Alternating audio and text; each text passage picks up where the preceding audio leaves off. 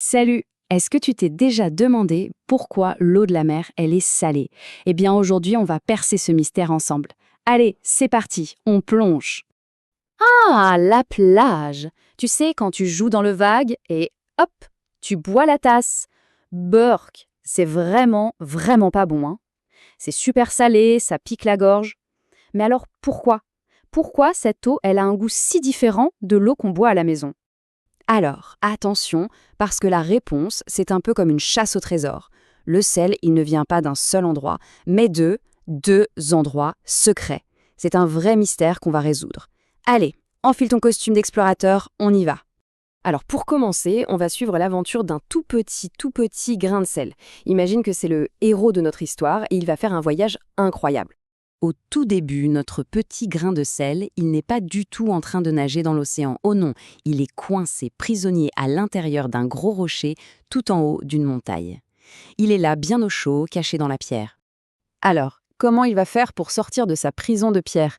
Eh bien, c'est la pluie qui va jouer les super-héros. Plif, plaf, plouf. La pluie tombe sur la montagne, l'eau coule sur les rochers, et tout doucement, elle gratte la pierre. Et hop, elle libère des tout petits morceaux de sel, tellement petits qu'ils sont invisibles. Et ce sel, il se mélange complètement à l'eau. Tu sais, c'est comme quand on met du sel dans l'eau pour les pâtes. On touille et pouf, il a disparu. On dit qu'il est dissous. Et l'aventure de notre grain de sel continue.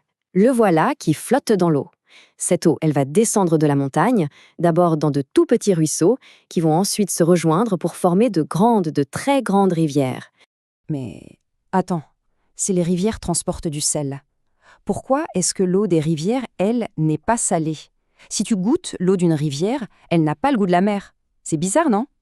T'as une petite idée? Eh bien, tout est une question de dilution. Imagine, dans une rivière, c'est comme si tu prenais un énorme verre d'eau, un verre géant, et que tu y mettais un seul tout petit grain de sel. Tu ne le sentirais même pas en buvant. Par contre, la mer, c'est comme si, dans le même verre, on mettait une grosse cuillère à soupe de sel. Ah là, c'est sûr, on ferait la grimace. Bon, notre petit grain de sel a fait un long voyage dans la rivière.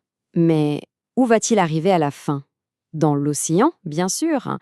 Et là, il va tomber dans ce qu'on pourrait appeler le grand piège de l'océan.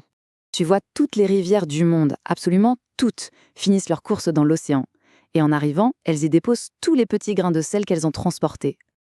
Et là, il se passe un tour de magie incroyable. Ça s'appelle l'évaporation.